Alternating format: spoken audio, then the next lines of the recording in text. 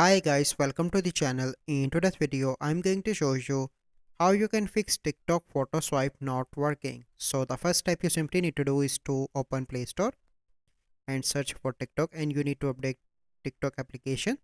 Once you done that, you simply need to go back and open settings of your smartphone. Then you need to go back. Then you need to scroll down, and here you need to click on app management. Click on app list and search for the TikTok. Click here. Here you need to click on storage and cache. The first step you need to clear cache, and after that you need to clear storage. Then you need to go back and you need to log in into your TikTok account. Then you need to click on the plus icon and select three photos. So I'm going to show you.